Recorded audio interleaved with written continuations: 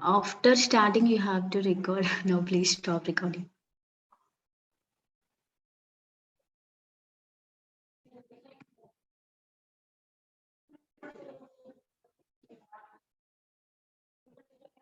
Yeah, here we are discussing about manual testing interview questions.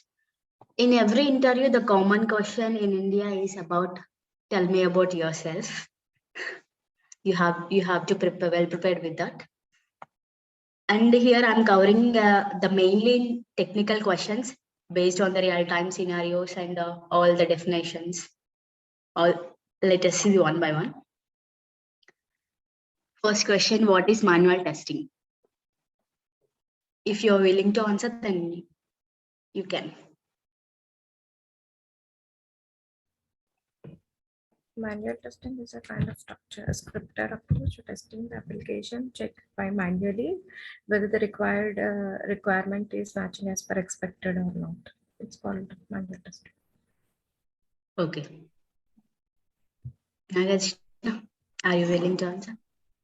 Yeah, manual testing is something like doing by manual, checking the product whether it is meeting as per expectation.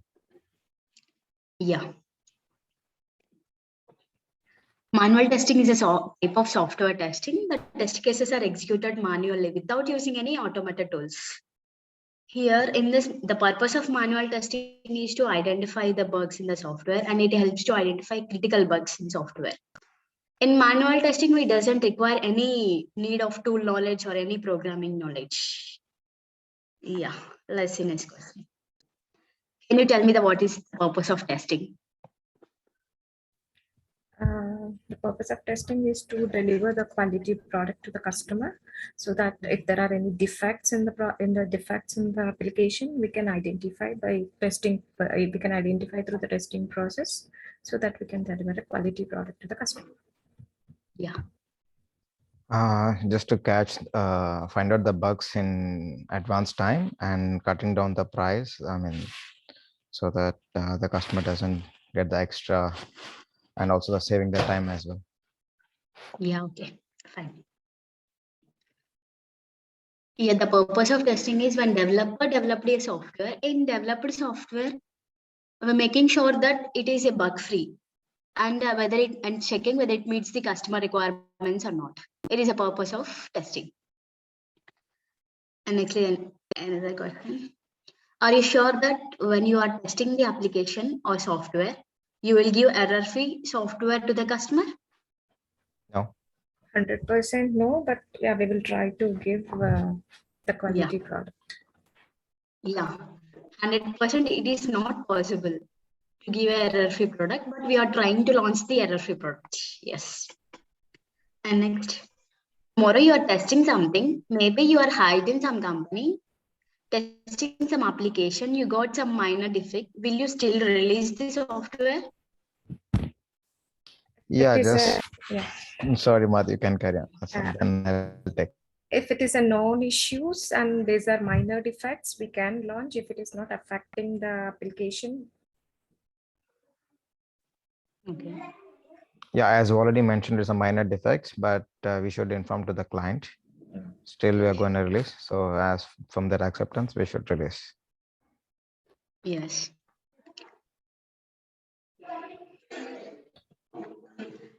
As a QA engineer, we'll speak out how much the severity is, and we have to explain to the QA lead whether it is breaking something or else we need to fix this issue. By that, you have to fix that issue. After fixing that, you have to release the software for the product. Next. No, Yeah. I mean, can you repeat? Is this question? Is the same question, right? This is the question. Yeah, this one. Okay, sorry. Yeah, I didn't get. So there was some. Yeah, sorry. Okay, this is the next question. Tomorrow, if you're going to some company, you are the only software tester out there. You're the first QA hired in that company, and there is no requirement. They just give you the application to test it. What will be your first approach? What kind of testing you will be using? We will do exploratory testing. Once Yes, if there are exactly. any no requirements, we will explore the application, and we will, while exploring, we will write down the test cases and if there are any defects found. So Yes. basically we do explore the application and we do exploratory testing. Okay. Yeah, the same exploratory testing. Okay, fine. Here I'll use exploratory testing. Exploring the application without any requirement. We have to go through the application and understand the application, and then we have to test it. For example, if you join in a new company, in that company, the software is already developed, but there is no requirement. The application is given to you. You have to understand the functionality. They want you to do any kind of testing. At the time, what you have to do, you have to explore the functionality and understand completely and then test it. That is exploratory testing. And next, if I give you a login page of any application, I just tell you that test the login feature, what will be your first approach?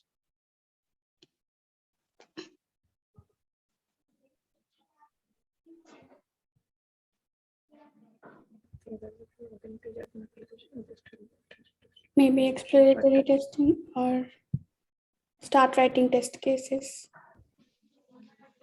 Okay. Anybody? Madhavi's turn. Actually, I didn't get the question. If I give you a login page of an application, I just tell you to test this login feature, that what will be your first approach? Yeah, as we have proved, we don't have the requirement. Yeah, we will try to give, as Monica said, we will try to give a username and password with different permutations and combinations, and we will explore it. Okay, fine. Yeah, I'll go with the positive and negative testing. So I think. So Okay, that, okay. Here I'm asking about what will be your first approach. Okay, fine. I'll tell you. As an interviewer, he'll expect first we have to understand and analyze the application. We have to go through understand the application and analyze what are the possibilities, and we have to work on those possibilities. Like what here the email, what he is accepting, like uppercase alphabets or the lowercase or the special characters or the numbers, something. By this, we have to check. First, we have to understand and analyze the application. yeah, we already done with the exploratory testing. So Yeah, that's fine. okay. Next. If you join some company, say banking company, it has a transaction amount field, which says that amount will accept from 50,000 to 1 lakh rupees in a particular one day. What kind of scenario can you think of how you will break this feature? We will do equivalence partition. We will divide, we will check the boundaries. Not equivalence partition, we will check, we will check for the boundaries first, like we will take the 50,000 and 50,000 minus 1, like minus 1 is 49,000 and 51,000, and for the 1 lakh we do 1 lakh and 99,000 and 1 lakh plus. So we will check for the boundaries first. Yes, we do boundary. We use test case designing technical boundary analysis. Yes. Anybody? I mean, kind of the same answer, but mine would be the general answer. So just I'll be going with the 49,000 and 50,001, and so there's the same negative and positive testing, which I can. Okay, fine. I think, okay. Right. Yeah, please. Okay, please. If it just accepts 50,000 to 1 lakh rupees in a particular day, then we have to first check if it crosses 1 lakh rupees. Yeah, that's what 1 lakh 1 rupees you 1 mentioned. lakh 1 rupee. Yeah. Okay. Yeah. Okay, fine. Alex. Here we'll use black box testing techniques. Black box testing techniques are equivalence, class partition, boundary value analysis, error guessing, decision table, and like this. In all of these, the most important one is boundary value analysis. By this boundary value analysis, here we'll check the 6 values like boundaries of the values 49,999 and 50,000 and 50,001 and 99,999, 1 lakh, 1 lakh 1. By checking these 6 values, we'll cover all the data. It means the test coverage is more and reduces a lot of data and saves a lot of time. So that's why we'll use boundary value analysis technique.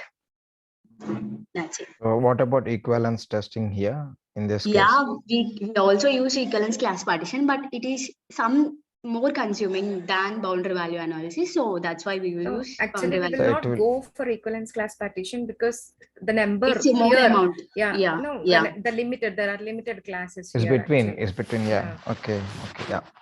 Thank you. And next question. Tell me 2 positive and 2 negative scenarios to test my WhatsApp application.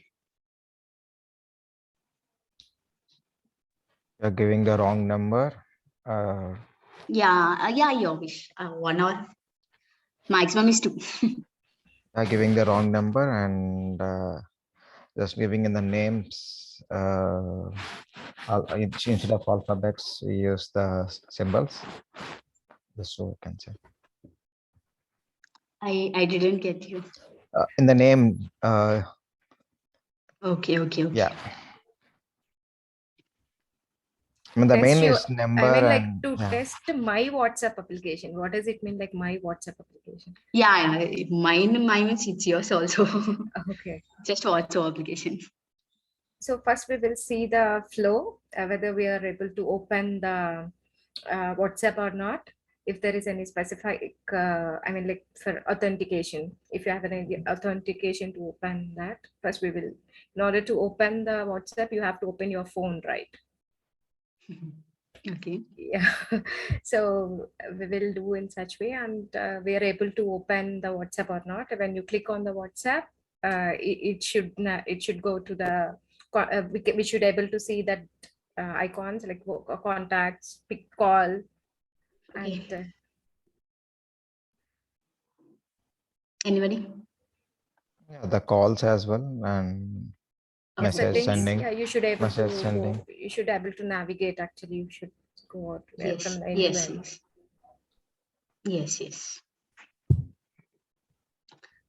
First to test scenario, sir, whatever the contact saved in the phone, checking in WhatsApp, whether it is will be there in the WhatsApp or not. And after that, and verifying and installing the WhatsApp application, and the user can able to register with new mobile number. That is 2 positive scenarios. And coming to negative scenarios, trying to connect more than 8 people in a video call. It's not possible, I think. And next, what's trying to send in an image for more than 5 people also.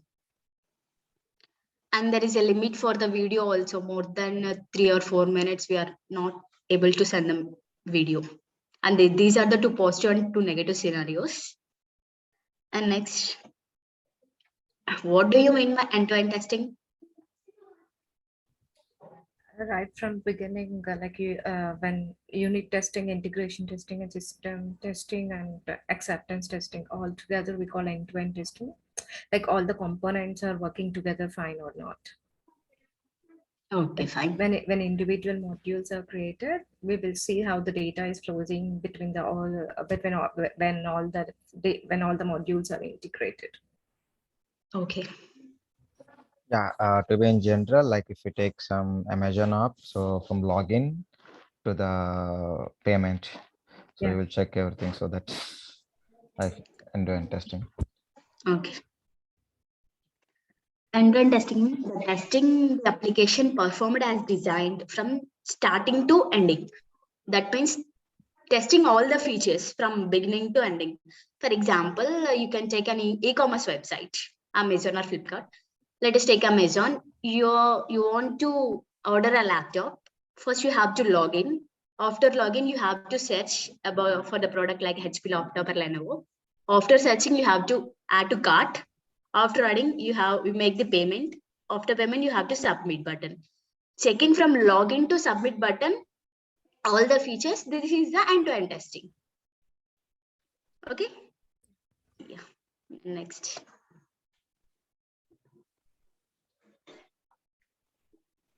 Can you tell me what is, sorry, give me an integration test scenario of any application. I think you missed the question. I think we should go back. No, it's correct. Okay. We have a login and the email and password.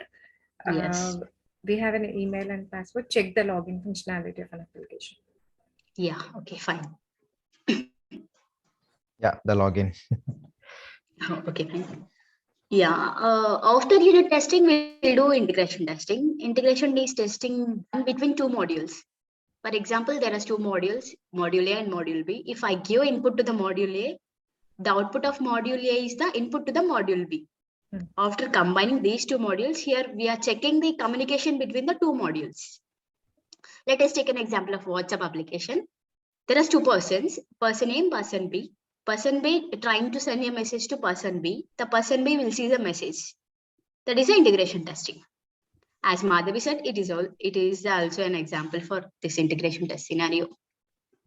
Next. Can you tell me which model is an iterative and incremental model? And tell me something about that model. Agile model. Yes. Agile is an iterative and an incremental approach. In Agile, we work on sprints, where a small feature is tested and end-to-end process is done in a particular sprint, right from the beginning, requirement analysis, designing, coding, testing, and development and deployment also. Yes. Pass. She Okay. already answered. Thank you. Okay, it's agile. It's obviously all of you know. In agile, it is an iterative and incremental. We split the task into different pieces and complete within a short span of time. For customer satisfaction, your requirements are continuously changes. And we have to adapt those changes and develop the software. That is agile. And next, let us see. Can you name some types of testing? Smoke testing, sanity testing, regression testing, A/B testing, endurance, volume testing, scalability, Okay. performance testing. We have lots of testing. Yes. That's all. Other than that, Other than that, unit testing, I can say You have regression. Yeah, regression Testing, edge testing, and yeah, I can say functional testing. So it comes everything. Yeah. What we have to say, like there are two types, functional and non-functional testing. In functional testing, we have unit testing, integration testing, system testing, acceptance testing, regression testing, what you said. And in non-functional testing, we have performance testing, load testing, security, portability testing, load testing. And these are all functional and non-functional testings. And next, can you tell me software testing principles? Yes. There are 7 principles in software testing. There are early testing. In the early testing, we test the application early. As we know, in the waterfall model, we do sequentially requirement analysis, designing, testing, coding, and deployment. The testing comes after the phase of deployment. I mean, designing, coding. I mean, decoding. So here, the testing takes place at 4th or 5th step. Whereas in the early testing, we start testing right from the beginning. Like we do static testing. We also do the static testing, like requirement, informal techniques, formal techniques, reviews, walkthroughs, inspections. And the second principle is defect clustering.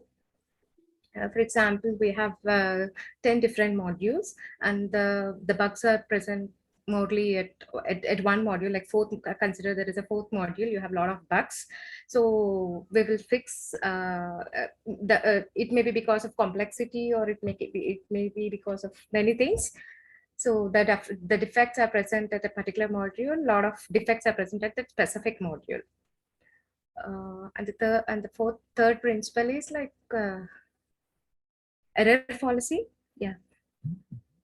A third principle is error policy. In the error policy, what we do is like we get the requirement from the customer and we develop.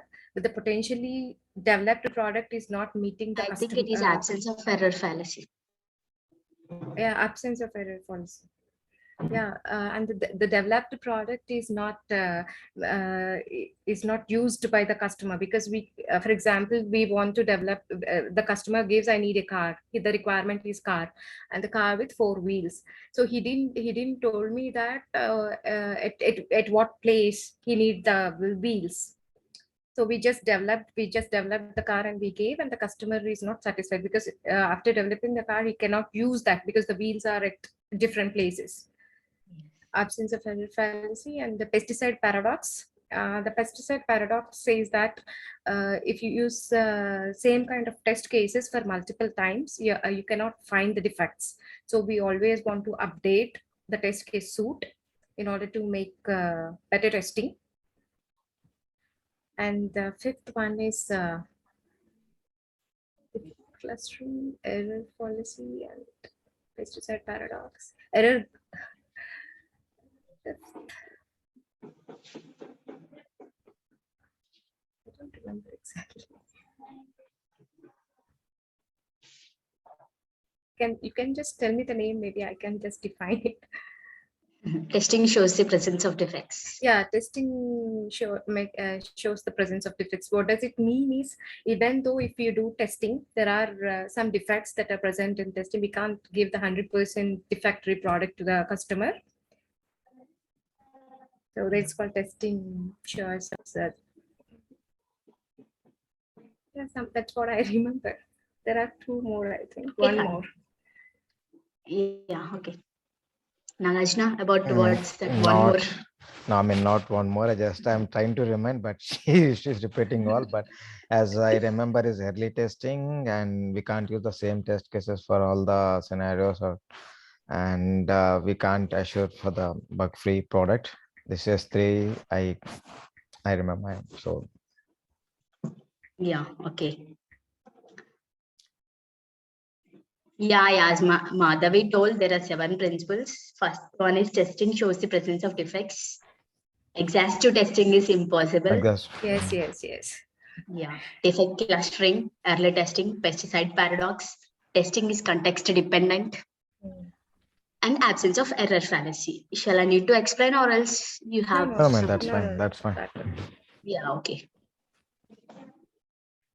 And next, what are the skills required to become a good software tester? You need a communication skills, you need analytical skills, you should be adaptable. Yes. Yeah, we should think out of the box. That is more important. Yeah, that is analytical and logical. You need to explain, or that would be fine if I say communication. So what means communication? Yeah. That would be fine, right? Or you want me to explain? No. If Nagarjuna have any idea about Nothing. that? Yes. No, nothing much. Yeah, as Madhvi told, verbal and communication skills are very important. He has to passion, technical skills, analytical skills, attitude, and productivity. These are the most important skills which a good software tester requires, I think. And like, what exactly is quality control? Is it similar to quality assurance? Yeah, quality control quality control can be defined as identifying the defects, whereas quality assurance is like implementing the processes in the system in order to make sure all the processor is working fine as per designing. Quality control is somewhat does by the tester, and quality assurance is given by the lead. It was a long time ago I studied that, but is that correct, or? I didn't get you. Quality control is done by the tester, and the quality assurance is it will be given by the QA manager or lead. Yeah, okay. Is that true, or do you have any idea about? I don't know about that. I'll work on it and I'll tell you. Yeah, thank you. Okay. Yeah, quality assurance and quality control. Quality assurance is subset of quality control. it mainly focuses on actual testing. That means executing the software by identifying the defects through implementation of process and procedures. And coming to quality control, it mainly focuses on implementation of process and procedures rather than conducting actual testings. Yeah, It makes sure that all the processes are followed. Yes. Yeah, yes. Quality assurance comes under validation testing. Quality control comes under verification testing. Yeah. Yes. I think So- verification, validation testing is done by the developers. I mean, unit testing is done by unit testing will done by the developers. The remaining other testers. I think Nagarjuna got it. And verification testing is done. It mainly focuses on the documents, I think. HLD, LLD, BRS. Yeah, somewhat my answer suits that, but yeah. Yeah, okay, fine. Yeah. And next, explain the difference between alpha testing and beta testing. Both are alpha testing and beta testing comes under acceptance testing. In the alpha testing, we test the application before it is launched, before it is moved to the production. So in the alpha testing, there are some in-house testers do the testing in order to make sure there are no defects. If there are any defects, they fix it and move to the production. The beta testing is done by the client side. There are people who do beta testing. The real users use the application and test it. And if there are any bugs found in the beta testing, it was if there are any bugs found in the beta testing and it was moved to the DevOps, and then it goes to the it goes to the it's called hot fixing or something. Yes. If the bug is found in the production, it's Alpha testing is somewhat done by the own team, and the beta is beta testing.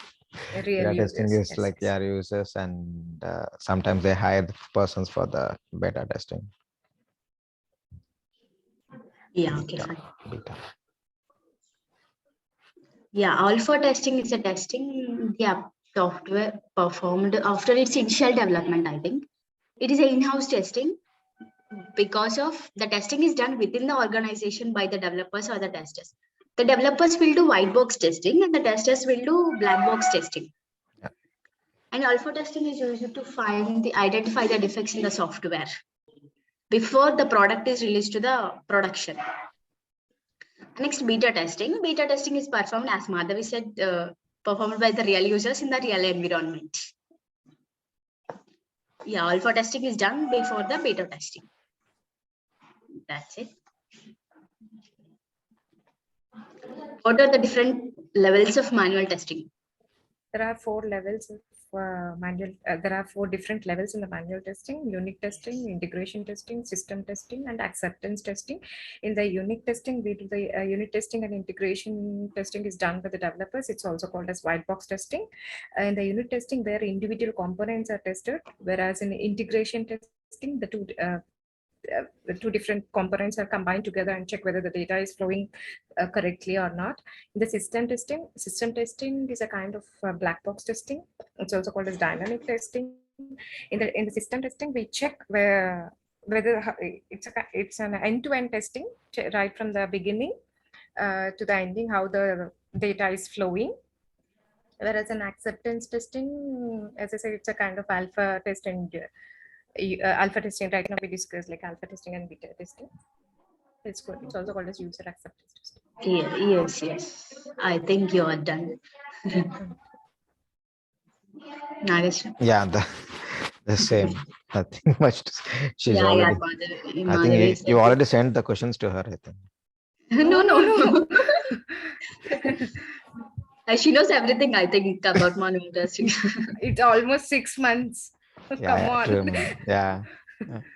There are 4 different levels of testing, like unit testing, integration testing, system testing, and acceptance testing. So it is called pyramids, right? So yes. We'll discuss briefly about in the next questions. Next question: explain the procedure of manual testing. explain the procedure for manual testing? Yes, yes. You're writing with the test cases, starting with the test cases and the test scenarios, and Yes. go with the when to start the testing, when to stop the testing. Yes. Entry and exit criteria. Yeah. Thank you. Yeah, at least that's what. Okay. Yeah, yeah, reporting bugs. Yes. Sorry. Yeah. That's it from my side. Okay. Madhavi. Yeah, as you said, like right from the beginning, we, as per the requirement comes, we would analyze the Analyze the requirements, requirements. Yeah. analyze the requirements, and writing the test scenarios and test cases. And if there are any bugs, we report the bugs to the by using defect management tool, and we work till the closure of the defects. And after fixing the defects, we generate the reports. Yes, yes. Okay, first analyzing is most important. I think after analyzing, we prepare the test cases. Based on the test cases, we have to conduct what we have prepared. After conducting the test cases, preparing some bug report which we have to submit to the manager. This is a process of manual testing. And next, what is the difference between verification and validation? Verification and verification testing is also called as static testing. In the verification testing, we do verify the documents by using review, walkthrough, inspection, and by formal and informal reviews. And in the validation, we do exact testing called as a dynamic testing. We do system testing and user acceptance testing. Yes, yes. The verification is like something we verify whether the product bugs are found or not, and the validation we make sure that bugs are, yeah, at least not assured that's bugs free, you can say. In the validation, we're making it valid, or Okay. isn't it? Okay. Yeah, somewhat. I'll explain. Yes. Yeah. In verification, we check whether we are developing the right product or not. In validation, we check whether we developed product is right or not. In verification is also known as static testing, as Madhavi said, and validation testing is also known as dynamic testing. In verification, it mainly focuses on documents like HLD, BLD, SRS, and BRD, business requirement document. And in validation, mainly focuses on the software. In verification, the methods like inspection, walkthrough, and review. And in validation, they'll do types of testings like unit testing, integration testing, system testing, and acceptance testing.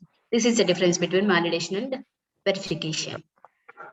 And next, what is the difference between bug and defect?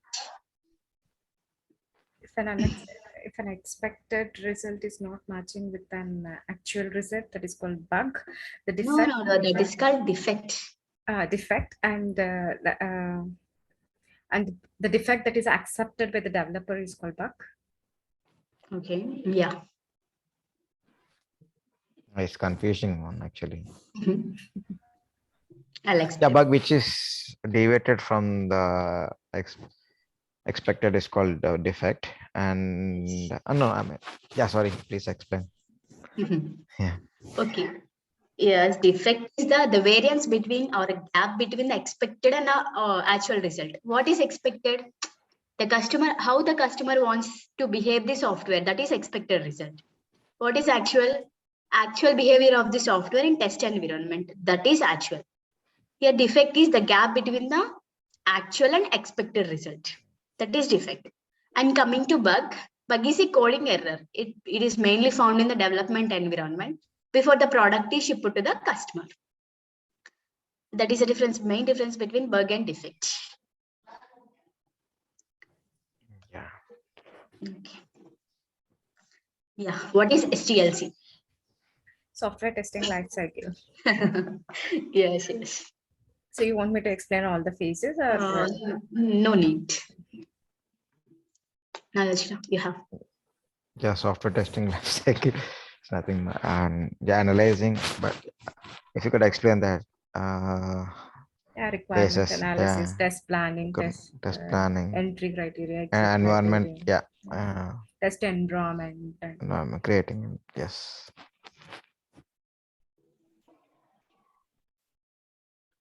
Yeah.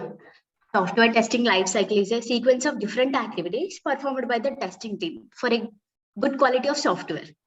In this software testing lifecycle, we have the stages like requirement gathering, analysis, test planning, test case development, environment setup, test execution, and test closure. Shall I need to explain or else? No, no, that's no, fine. no, That's we fine. know. You need? No, no, no. Okay. Why do we have bugs in software? Human error or Yes. the last minute requirement changes or Yes. Frequent changes. Yeah, errors in code. Yeah. Yeah, poor communication or no communication. Yeah, no communication or software Yeah, complexity. yeah, Maybe the software complexity. yes. Requirements changes continuously, time changes, or by misunderstanding the requirements. good resource on the product or Changing of requirements and lack of people, I mean, like Yeah. lack Yeah. of testers. Yeah. Okay.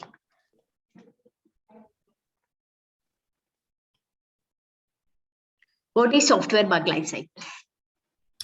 You want to explain the bug cycle full or just right Mm, from the no. beginning? No, I don't want that. Just a brief explanation. What is software bug lifecycle? That's Right it. from Definition like. yeah, right from identifying the bugs till the closure of the bug, we have the life cycle called. When you identify the bug, we have a status like open new, and then when you assign to the developer, we change the status to assigned, and once the developer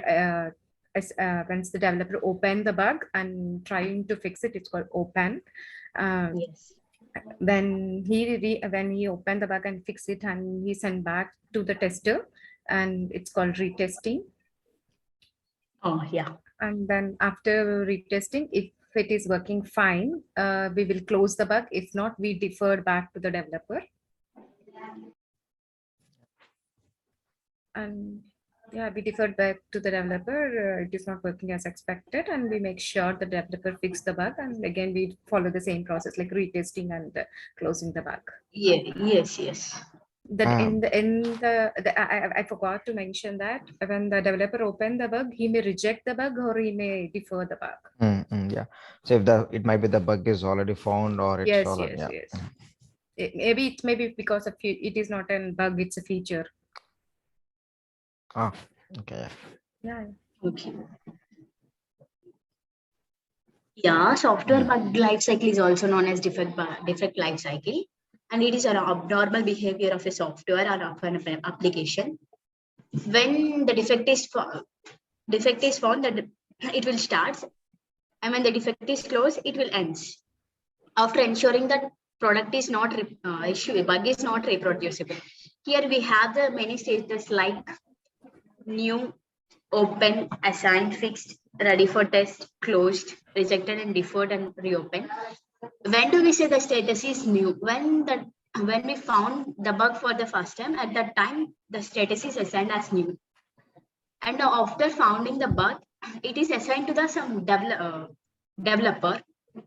At that time the status is called assigned. Here it is not mentioned, it is mentioned like this. And next, after assigning to the developer, developer feels that it is not a genuine one. It is not a genuine one, and it is the status is assigned as a rejected. If the developer feels that it is a minor one, it may be fixed in the next releases. At that time, the status is assigned as a deferred. If the developer feels that it is a genuine one, he need to be fixed immediately. At that time, he starts fixing the bug. After fixing the bug, they deliver it to the testing team. The testing team starts or may not start at the testing. At that time, the status is assigned as pending retest. After that, the testing team will start working on the fixed bug. Still, they find any bugs, and the bug is reopened and assigned back to the developer. the developer again have to test it, or else again have to fix it. Or else, if while testing, if they didn't find any bugs or the application is completely fine, then it is verified. Once it is verified, it will be closed by the testers. This is the main process of defect lifecycle. I think you got it. I don't know. Yeah, I mean, just repeating, but that's fine. Some of that deferred and rejected is Deferred means when the developer feels that it is a genuine one, but it can be fixed in the next releases. At that time, they assigned as a deferred. yeah. Okay. Okay. Next question. How do you define a format of writing a good test case? We should make sure that test case should have a maximum test coverage.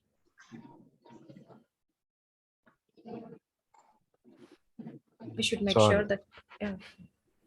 Yeah, so nothing from me said in this. Yeah. If you could Format explain. of writing. Yeah. Good test case, right? We should make sure Yes. that the test case that we're writing have a maximum test case, and we have more positive and negative scenarios. Yeah, I'm asking about format.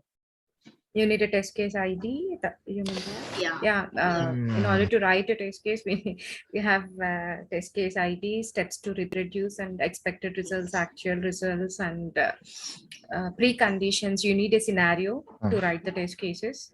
And Yes. if there are any bugs, you have to report it. So there should be a column for bugs. Yes. Okay, fine.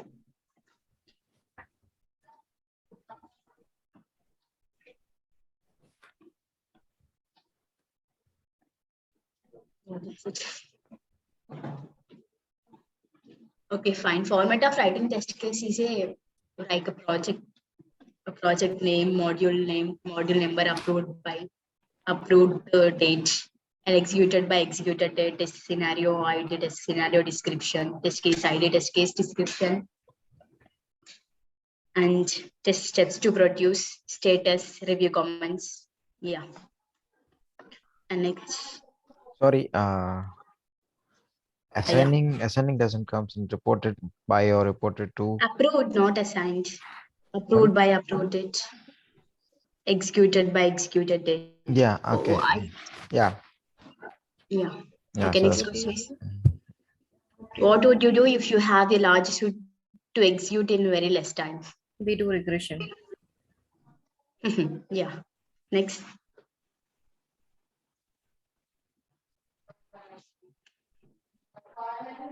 You want me to explain how we do regression? Or just fine? No. yeah, Here I she was missed. expecting other answer. Here I missed the previous answer, like this project name, module name, created by created date, reviewed by reviewed date, approved by approved date, and scenario description, the scenario ID. Like this, this is the format of writing the test cases, I think. Yeah. Next, for this, the answer is we have to prioritize first, which is most important and which is less important. Based on that, we'll first execute the test cases of most important, and then we move on to the less important. Alternatively, considering the customer preferences also, like according to them, which is most important and which is less important. And we'll start the most important areas and gradually move on to the less important cases. Okay. And that's it. And next question is, in an application currently in production, one module of code is being modified. Is it necessary to retest the whole application, or is it enough to just test the functionality associated with that module? We should test the whole application, because if the modification that is done in one module should not affect the other features in the application. So we have to test the whole application. We do regression. Make sure that changed module is not affecting the unchanged features. Yes. From your side? The same. I can say mama. Okay.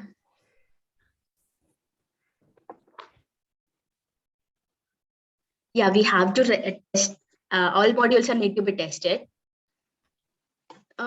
So because if the recent changes might affect the other modules also.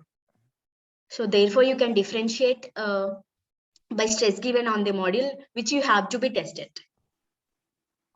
I think the retesting is very important. And next, what are Sdlc models? Waterfall models. Yes. Waterfall model, big band model, prototype, and you have spiral model, V model. Yes, yes. Yeah, waterfall model, V model, spiral model, agile model. Yeah, the soft development models. And we'll see this briefly in next questions. Okay. And next, what is the bottom-up and the top-down approach in testing? Yeah, it's a kind of integration testing where it's a kind of integration testing. In the top-down approach, we do where the initial modules are developed, and I mean, say parent and child. When I say parent and child, the initial modules are developed, and the child modules are not developed at that point of time. In order to check the flow between these two modules, we use stubs. Yes. It's dummy programs in order to test the flow between the two modules. Whereas in bottom-up approach, we use drivers. It's same as top-down. It's same as top-down, but here we use drivers. Whereas the parent modules are not developed and the child modules are developed. And basically, in order to check the flow between these two modules, we use dummy programs. Okay. I'm not aware of this one, but In integration testing, we have different kinds of integration bottom testing top. section. What I feel is the bottom up is like which we go from the bottom to the top. Yeah, That's what. Yeah. I mean, mostly my answers will be the general instead of like mixing with the technical words. So that's why sometimes I miss the point. Yeah, because in the bottom up, what we do is like the initial, I mean, like if the module is not developed, then how do you test in order to check the integration between these modules? We need some dummy sets, right? Yeah. I got that. Yeah. A bottom-up approach is a strategy in which bottom-up approach, we test the lower level modules first. These used to facilitate the higher level modules. Once the process continues till all the modules are tested and integrated. Once the lower level modules are tested and integrated, the next level modules are automatically formed. Here in bottom-up approach, we'll use drivers as a dummy programs if the modules are not yet ready. And next, in top-down approach, that integration starts from top to bottom. That means higher level modules are tested first and then move on to the lower level modules in order to check the functionality of the software. Here we use stubs as a dummy programs if the modules are not ready. This is about bottom-up and a top-down approach. I think he went back. He said. I don't know about he just or not. He said that he will join back soon. Maybe we can continue. Yeah, we can. Next, what is unit testing? The favorite question. It's a kind of white box testing where it's also called as clear box testing, where the individual units are tested by the developers. Yes. Yeah. Unit testing is a test, but testing the functionality of a single component. It is usually done by the developers. The main goal of unit testing is to isolate each part of the program and making individual parts are correct in terms of requirement and functionality. Yeah, next. What is integration testing? Yeah, as the name suggests, integration testing is done in between the two different modules. Yes. Let's take an example of login module. We have a username and password, and the username field is developed, and the username module is developed, and the module B password is also developed. But in order to test how test how these two both are functioning together, then we do integration testing. When the both are combined, how the data is flowing in between the two different modules. Yeah, yes. Yeah, as you told, it's correct. Integration testing is integrating the individual modules are grouped together, and it is done by the developers. The purpose is to determine what modules are working as expected once they are integrated. Let us take a real example, basic example, a body of the pen and the cap. When they are integrated, the pen should not be broken. And that is an integration testing. And next, what is static testing? Yeah. Static testing is a kind of testing that is done on the documents. Like we do review, walkthrough, inspection, formal or informal, in order to identify the bugs at the early stages, in order to identify the defects that are present in the document, so that we can further proceed functional testing. Yes. From your side? I mean, the same. Static testing is like without the starting testing, without any requirements, or like for informal. Yeah. Static testing is also a type of software testing. And it is a testing the application without executing the code. The main objective of static testing is improving the quality of the software by finding the errors in the early stages before the software is released to the production. Here, the static testing is also known as non-execution testing or verification testing. Yeah, next. What is dynamic testing? Yeah, dynamics testing. In the It's obviously opposite. Yeah, where the functionality is tested, like we do system testing and integration testing, and check how the application is working. Yeah. And then dynamic testing, we do different kinds of testing, like smoke, sanity, regression, with functional testing. Yeah. Under dynamic testing, the code is executed. It checks the behavior of the software or system and performance of the application. The main objective of dynamic testing is in conformance that the software product works in conformance with the business requirements, I think. It is also known as execution testing or validation testing. Yeah, next. Yeah, what is the difference between static and dynamic testing? It's a verification and validation where we test the documents in the static testing, whereas in dynamic, where the actual software is tested. Yeah. Okay. Okay, as explained before, it is without executing and it is executing. In static testing comes under valid verification and dynamic testing comes under validation. In static testing, it costs low for finding and fixing the defects. Yeah. But in dynamic testing, it's cost high for finding and fixing the defects. In static testing, they're more highly recommended for review comments. In dynamic testing, they mainly recommended for defects for good quality of your software. Here we will recommend review comments. Here we'll recommend defects. This is the main difference between static and dynamic testing.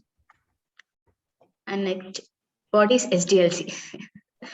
Software development lifecycle. There are different phases in Sdlc: requirement analysis, designing, coding, testing, deployment, and maintenance. In the requirement analysis, we analyze the requirements and prepare business requirement specification document.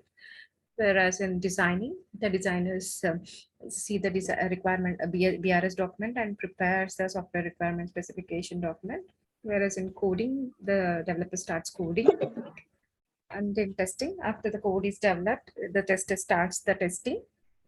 If there are any defects, that make sure to fix the defects. And after testing, we deploy the software and then maintenance.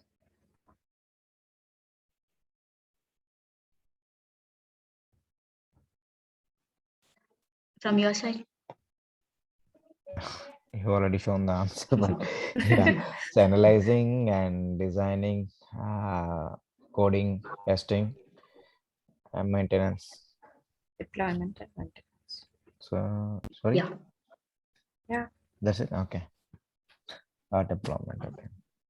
Okay. Software development lifecycle is a process of developing the software for a good quality of product. Sdlc covers the complete life cycle of a software. The main goal of Sdlc is delivering the product. Yeah, there are stages involved like requirement and gathering analysis, design, development, testing, deployment, and maintenance. I need to explain these all things. No, or no, else? no. Okay, fine. Favorite question. What is exploratory testing? Exploratory testing is a kind of testing. We explore the application and we document if there are the exploratory testing is done without any requirement specification document. We explore the application and we document the test cases and test scenarios. And if there are any defects found while exploring the application, we document it. It's a time boxed period because we can't do exhaustive in this, so it's a time boxed period. The pair of testers sit together, or we use a tool called test buddy. So we document there. In order to do exploratory testing, we need we can follow some of the tricks like bug classification. If the tester is experienced, he can identify the defects that are present in specific modules or specific features on beforehand, and we use katas. There is in the katas the tester write what he has to do prior to the testing, like what kind of testing and what type of testing and what modules has to be touched. Yeah. So Okay, basically, fine. exploratory testing is a kind of exploring the application and doing Yeah, testing. exploring. Yeah, I think it's clear. Exploratory testing is somewhat like we doesn't have the knowledge of the product, so we go Yes. explore itself and write down the test cases and just report that. So that's Yes. Yeah, as I explained before also, I think you're clear about the exploratory testing. Yeah, let's move on to our next question. What is the difference between Stlc and Sdlc? Software development, like the software testing lifecycle, is a subset of Sdlc. In the Sdlc, we have a testing phase where we do testing, but in Sdlc, it defines how we do the testing, like requirement analysis, test case development, test environment setup, test closure. So it's a subset of Sdlc, I say, how the testing has to be done. So you mean you can see the testing has to be in Sdlc? Yeah, obviously Planning. we do testing in Sdlc, but how we do the testing, we can say it's a subset of Sdlc. Okay. Okay. Yeah. She's Here not SDL satisfied. Okay, fine. Software development lifecycle deals with the developing the software or coding of the software. Here, Stlc deals with the verification and validation of the software. Here in Sdlc, we make sure that giving a good quality of your product. In Stlc, we're making sure that launching the bug-free product. I think in Sdlc, the development team will make the plans and designs. In Stlc, the testing team will make the plans and designs. This is the main difference between Stlc and Sdlc. Yeah, next. What is RTM? Requirement traceability matrix. Yes. It's a document that is prepared in order to match whether the requirement is matching with the test cases or not. Yes, in order exactly. to make sure that each and every requirement is fulfilled. Yes.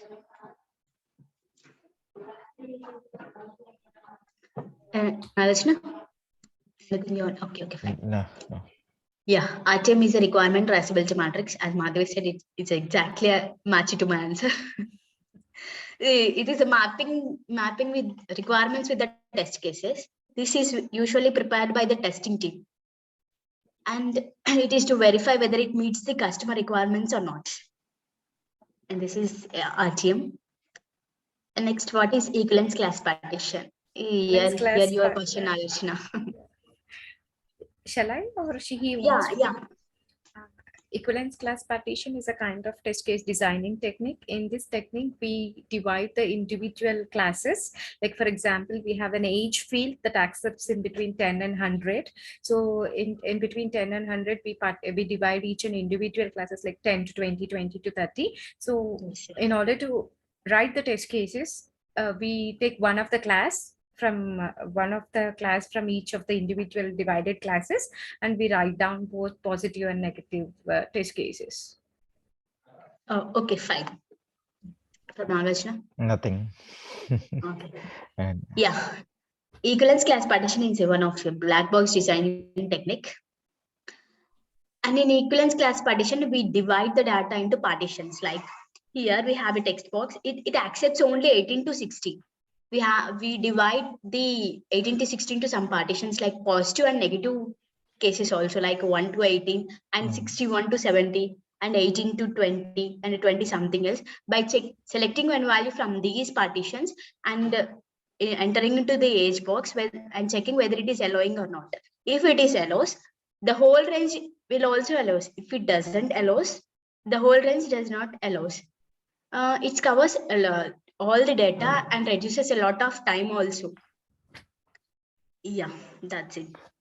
I think you're clear. yeah. Yeah, okay. In manual testing, what are stubs and drivers? These are the dummy programs we use when we do integration testing, Yeah, integration. Yes. as we already discussed. Yes. As we already discussed, the stubs and drivers are the dummy programs. It is a part of incremental testing. In incremental testing, we have two approaches, top down and bottom up. In top down, we'll use stubs as a dummy programs. In bottom up, we'll use drivers as the dummy programs. Why we use dummy programs? If modules are not yet ready, in place of modules, we use these stubs and drivers. Yeah, next. What is black box testing and what are the different black box testing techniques? So what is black box testing? Testing the application without the knowledge of a program is called black box testing.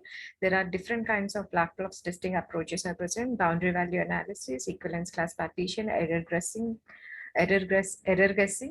and state transition method. So in the boundary value analysis, we check for the boundaries, whereas in equivalence class partition, we divide individual classes as we now discussed. And in the state transition method, we divide the classes into true and false, the maximum that have valid and invalid outputs. And in error guessing is mostly done by the developers, mostly done by the testers who are very experienced people. It is divided into same as like true and false charts. The maximum valid and Yes.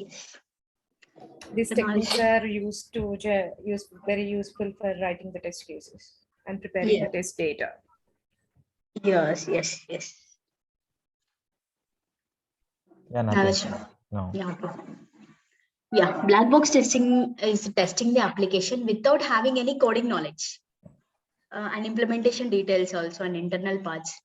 It is usually done by the testers. They don't know anything how the code interacts with the system and how the code works. They only give the input to the system and get output and compare the output with the expected result. This is black box testing. It is also known as data-driven testing, I think. And coming to testing techniques, boundary value analysis, sequence, class partition, error guessing, state transition, decision table, and these are the black box testing techniques. Next, what is regression testing?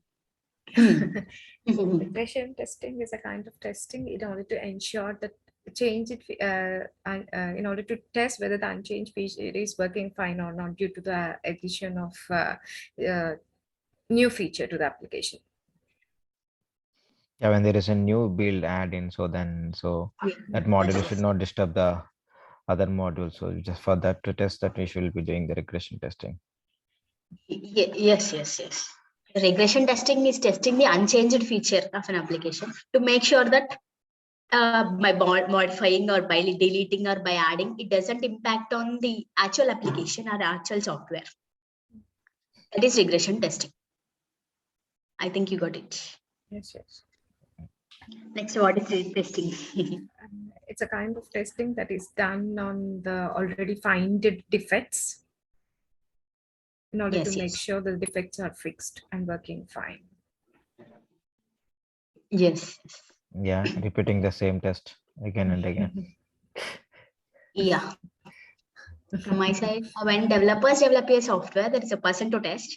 While testing, if they find any defects, still they send to the developers. Developers, after fixing that, they deliver to the testing team.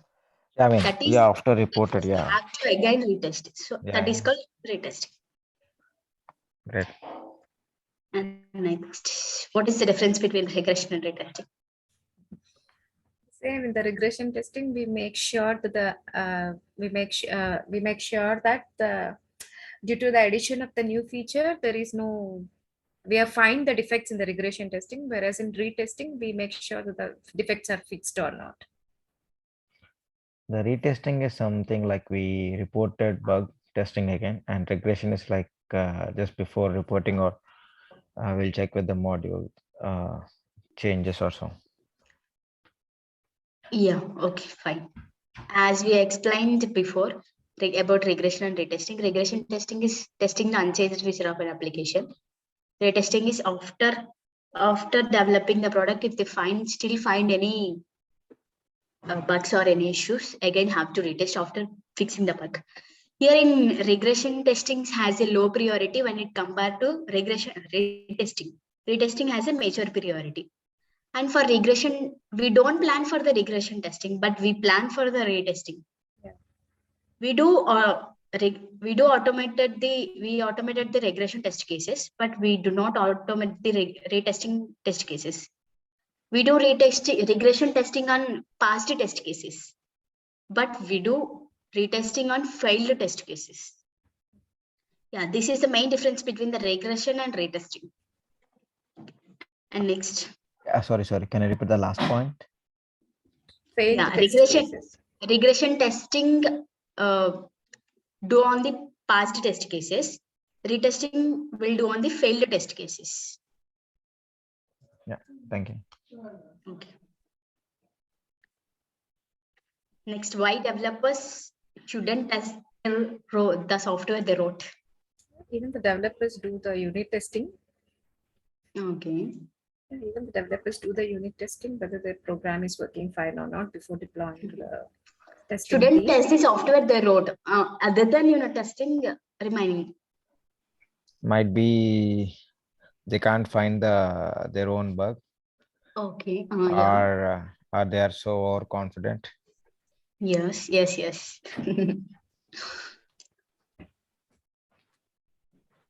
Yeah. Developers make poor testers. Developers start testing the code, making sure that it works, rather than making it all the ways it doesn't work. I think you got it. You got it or not?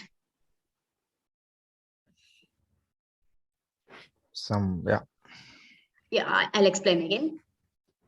Developers will test the code, making sure that it works, rather than testing all the possible ways which it doesn't works. Yeah, they do positive only. They do only positive. They would do only positive, not negatives. And after that, they assume that the code which was written by them is correct. And they don't have proper attitude which is needed for the tester. Yep. So that's why. So we have the negative mind, they have the positive mind. Not a negative mind, the combination of negative and positive mind we have. Yeah. But the developers have only positive mind about their side. Yeah. Yeah, next. Write some common mistakes that lead to major mistakes. So maybe the test coverage. If we don't have a proper test coverage, that may lead to the many bugs in that particular feature. And we do wrong estimation sometimes. Yes. Some common mistakes that we do. Yeah, we do some wrong estimation, some complexity, or there may be in the future, there may be in the particular feature, the complexity is more. So assessments, we don't do proper assessments. Yes. From mistakes may lead to the major. Yeah, I mean sometimes we think that there will be no bugs and we just leave that as we already tested some, so that might make us to the major issues. Okay, yes, Funny Chan. Hi, Funny. You have to answer anything? Are you willing to answer? Actually, I just joined, so. Okay, fine. No problem. Yeah, let's go.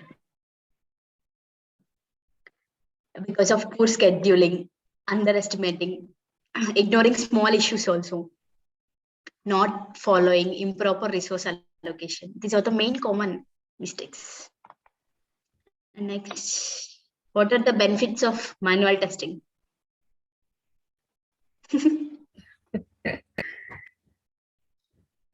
Yeah, there are many benefits by using manual testing. You can tell some of them out 3 or 4. Yeah. By manual testing, we can identify the defects that are not. We can identify the defects that are not done by the. I mean, like that we cannot do by automation. Like for example, we do retesting, so we can't automate the retesting test suites, and the repeated test cases can be automated, but not all. Yeah, we can't do the automation, 100% automation. So example like ID or bank, so IDs and kind.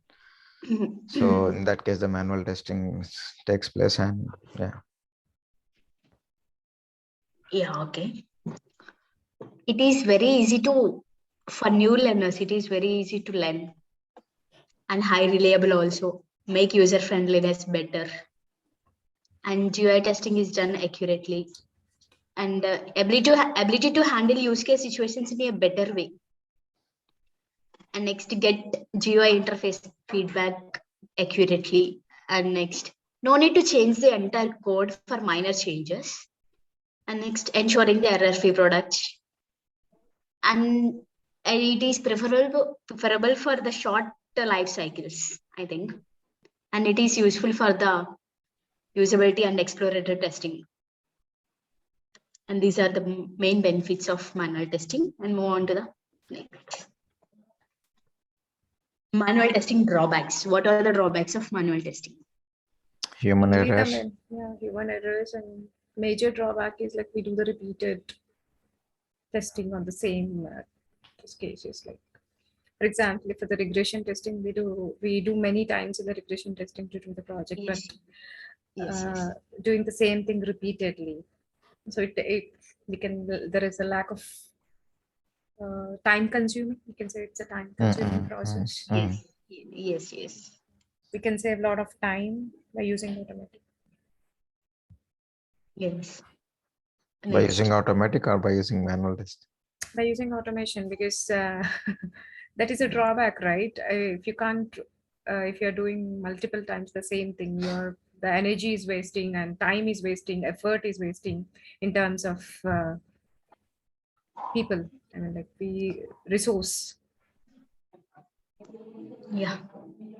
There are several disadvantages of manual testing. And it mainly prone to human errors. And it is less efficient as a choice of recording the testing process is unavailable. And it is not suitable for large projects or time-bound projects. And in this, regression testing is very time consuming. And it does not cover all aspects of testing. But performance testing and the load testing can be done manually, I think. These are the drawbacks of manual testing. Next, what is automation testing? Whereas in manual testing, we follow the scripted method. In automation, we use the programs. It's done automatically by. In order to do the automation testing, also we have to write manually first, and then we can automate it.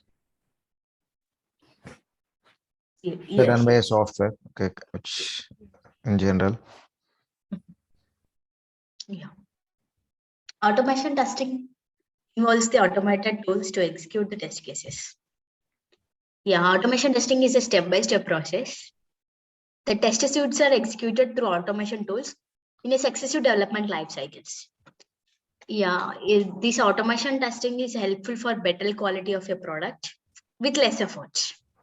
but it requires a more tool knowledge and the programming knowledge. Without those, it is impossible to do automation testings. Yeah, next. What is SRLC? Software Release life lifecycle. Alpha testing, beta testing, and maintenance. And yeah. Release candidate, Release- general Release availability. general availability. Yeah. Yes. Software release lifecycle is a process of developing the software and letting out to the people and making sure that the developed product works right after its release. Yeah, here we have some stages like pre-alpha, alpha, beta, release to candidate, release to manufacturing, general availability, production or live release. Yeah, I need to explain or else? No. That's fine. Yeah, fine. Next, what is system testing? It's from end-to-end testing, we can say. Yeah. System testing is nothing but testing the entire system. Yeah, and the main goal of system testing is to verify all the elements in your system working properly, fine or not, and checking overall function and performance has been achieved or not. That is system testing. And next, when developers will say defect is not reproducible. When they're not willing to take the blame, or in other ways, which we can say we should the steps which we have wrote we have missed something, or Maybe we have made a mistake. Or, environmental Yeah, issues. environmental issues. Yes. Yes. When the developed software is not supported for the particular feature also. And next, improper build and platform mismatching. Yeah, these are the main reasons, I think. What is functional testing? It's a manual testing of an application. It's for functional testing. Yes. Functional testing talks about the behavior of the software. For example, if you take a login application, verifying whether the user able to log in with valid credentials or not. That is a functional testing. Yeah, it can be done manually. Functional testing is done based on the customer requirements. Sorry. And next, what is acceptance testing?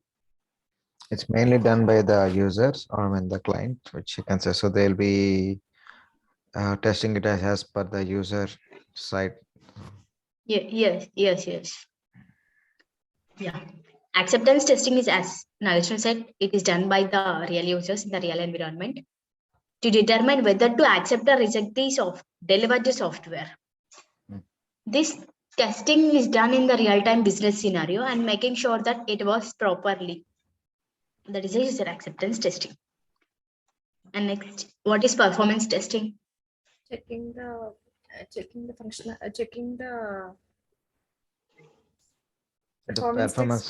performance of an application, like how the application is stable.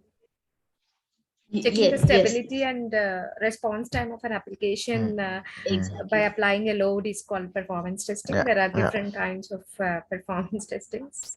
Endurance. Yeah, there are like load, stress, volume, endurance, or soak, and those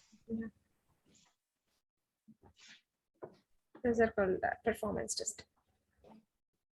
Yeah, performance testing is, as you said, it's exactly the stability and response by applying the load is called performance testing. Stability means able to handle how many number of users. Yeah, response means how much time it will take to run the server. That is performance testing. And next is non-functional testing. Yeah, this performance testing and security testing, all these considered non-functional testing. Here we will not check the functionality of an application. Here in the non-functional testing, we check how the application is performing. Yes. When the real user uses the application. Yes, in non-functional testing, they test how your software should work and how much load it can take and how reliable it is. We do non-functional testing because of customer expectations. We cannot done non-functional testing manually because if you want to check whether my software is handle 10,000 requests at a time, it cannot be done manually, right? Yeah, so it is difficult to done manually. This is a non-functional testing. And next, what is security testing?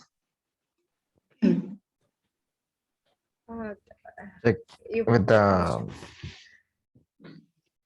hacking, check whether the app can be hacked also. Yes. how well the app is secured, how much, so it should not throw any. Yes. There is a definition actually. Okay, fine. It ensures that the software or application free from the user vulnerabilities, risk, and Unauthorized threats. users, yes. Yeah, it may cause to big loss, a huge loss. Yeah, so that's why we do security testing. It is a non-functional testing technique. Yeah, next. Yeah. What is load testing? Checking the stability and response time of an application by applying the desired load. I mean, like if the application is accepting 50 users, so that we will apply the load 50. Yeah, Along with that, yes. we will reduce. Increase. Reduce. No. Desirable amount only we will check, and 50 and 45. Yeah, exactly. Load testing is a testing. Yes, as Madhuri said, it's exactly correct. We are checking the performance of the software by applying the load less than or equals to the desired load. Yes. For example, if you have a 50, checking less than 50, not more than 50. It's a load test. Number. Yes. Next, what is stress testing? Same, checking the stability and response time of an application. But here in the stress testing, which we apply the load more than the desired more than the desired users capacity, users. Yeah, yes. Here, stress testing is we check the behavior of an application by applying the load greater than or equals to the desired load. For example, as we take last time 50, we are checking 50 and above the 50, whether it is accepting or taking or not. That is load stress testing. Sorry. Next, as stress testing is non-functional testing, but we use stress testing when the application is functionally stable. Yeah, that is stress testing. And next, explain waterfall model. It's also called a sequential or linear model. In the waterfall model, we have different kinds of steps like requirement analysis, designing, coding, deployment, testing, deployment, and maintenance. And the requirement. Yes. It takes step-by-step method. It's a step-by-step method. So only one process is done. We can go to the next step. Yes. Waterfall model is also one of the model of software development lifecycle. It is a sequential process of a development process. It's saying like flowing like a waterfall, like from downwards.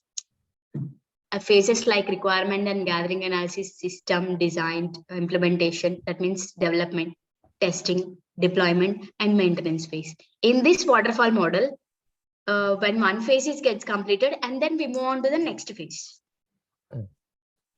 Yeah, output of one phase is input to the next phase. That is waterfall.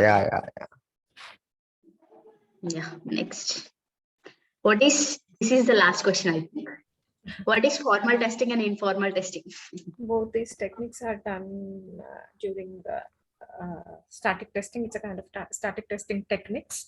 In the formal testing, we write a formal mails to the we write a formal mail and invite the people for the meeting, and we analyze the requirements and we'll discuss. Whereas in informal assessment, there is no formal invitation to the people in order to do the requirement, in order to do the assessment on the documents.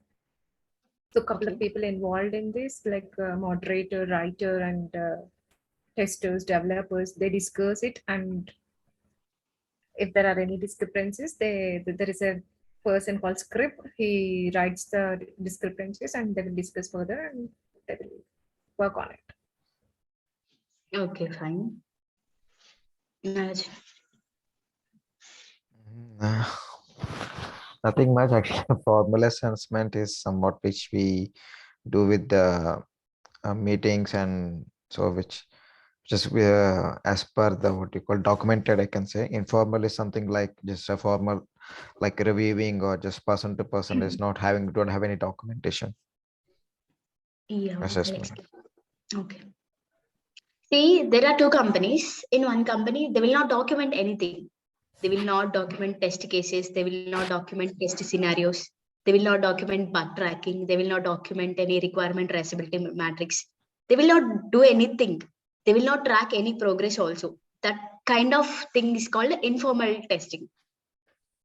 Yeah, coming to formal, they do everything. They write, they document the test cases, they document the test scenarios, they send the bug report, and they document the requirement traceability matrix.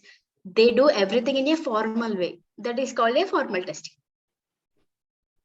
I think Yeah. if I'm not wrong, these are static testing techniques actually. What I said, there were a group of people involved, like writer, scriber, and moderator. These people discuss on the requirement documents. As we said, there are a lot of different processes involved, like reviewing and formal techniques, formal techniques. So that is, you have to cross check, I think, if I'm not wrong, because we had a Yeah. lot of discussion on this. I Okay. remember like that. Okay, fine. No problem. Yeah. I think we are done. Yeah, 50% of my questions. Let's see remaining questions in the next session of Tuesday, I think 25th. Okay. I think I'll stop sharing and stop recording.